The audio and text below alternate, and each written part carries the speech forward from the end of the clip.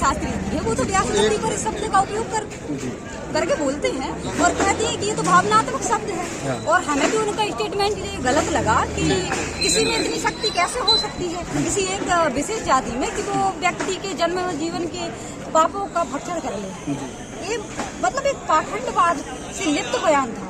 हम जिस पाखंडवाद को खत्म कर रहे हैं वो इस पाखंडवाद को बढ़ावा दे रहे हैं। और हमने जो अपनी जिस भाषा का प्रयोग किया वो तो हमारे गुरु करते हैं धीरेन्द्र शास्त्री जी। तो ये गलत क्या है? मुझे तो नहीं लगता कि ये गलत है। तो गलत है, ये तो दोहरा कानून है हमारे भारत की संविधान का कि वही बात हम बोले तो गलत है और वही बात कोई और बोले तो सही है। तो ये तो मतलब संविधान का दुरुपयोग है। तो आप मानती हैं कि नटखट और ठट्ठी वारना गलत है आपके हिसाब? देखिए हमारे हिसाब से तो ये भावनात्मक शब्द है। तो फिर धीरेन्द्र शास्त्री जी भी सही बोल रहे थे।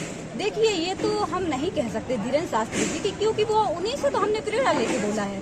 उन्होंने इन शब्दों को हमारे व्यास गद्दी पे बैठ के बहन बेटियों को महिलाओं को सिखाया है। और हमारे जो तमाम देश के लोग हैं जो उनकी विशिष्ट जाति के लोग हैं उन्होंने आज तक कभी मना नहीं किया इस बात को ये शब्द गलत है। तो फिर आप पर FIR क्यों है? तो यही तो सवाल है। पूरे जनता जनार्दन से मैं सवाल करना चाहूंगी कि वही शब्द बोलने पर धीरेन्द्र शास्त्री पर FIR नहीं हुई तो मुझ पर FIR कैसे?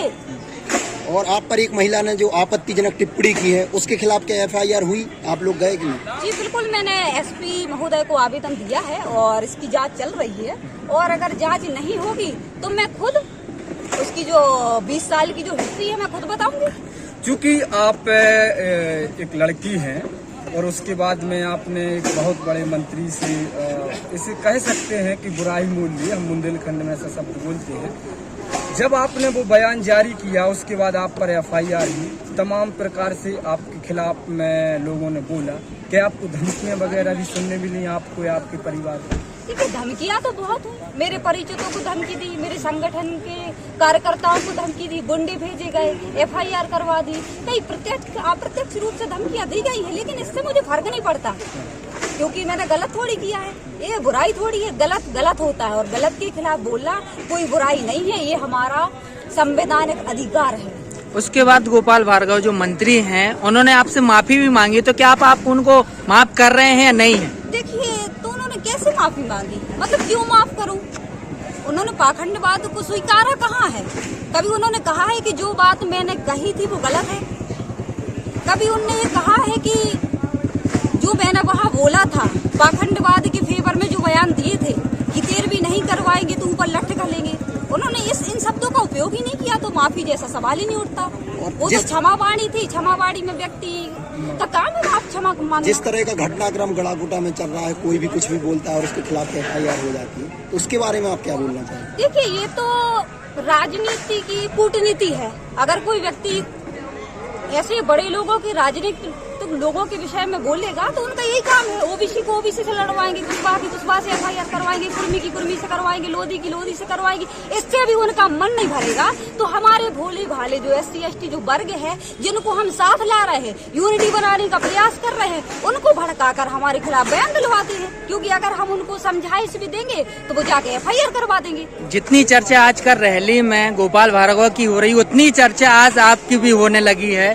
लगभग सभी लोग आपको सोशल मीडिया प्लेटफॉर्म पे जानने लगे हैं। तो क्या हम माने कि रैली विधानसभा से जो आने वाले चुनाव है उसमें आप भी एक चेहरा हो सकते हैं?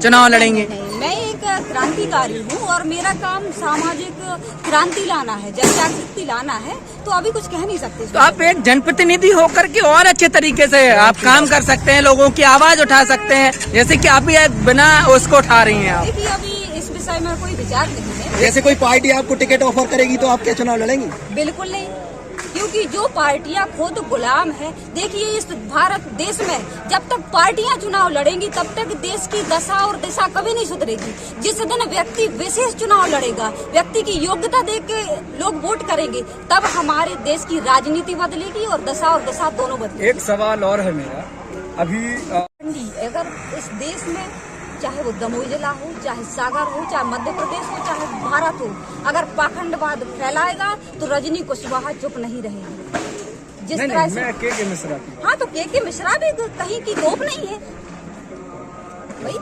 गलत गलत होता है। अगर गलत मतलब बोला उन्होंने है, गलत बोला तो आप गलत बोले। गलत का विरोध करूंगी। देखिए संविधान सबके लिए बराबर है। जो के मिश्रा है, मैं उनकी जाति पर नहीं जाऊंगी। के मिश्रा की जगह पे अगर कोई और भी होगा और वो संविधान को गलत बोलेगा तो वह गलत ही है। हमारे संविधान के खिलाफ आवाज उठाना है। देखिए कोई भी व्यक्ति है संविधान पढ़कर ही आज कलेक्टर, एसपी, वकील, डॉक्टर सब बन पा रहा है, चाहे वो किसी भी जाति का है। तो संविधान का उपयोग तो सब कर रहे हैं, और जो संविधान को गलत बोलता है वो देशद्रोही है।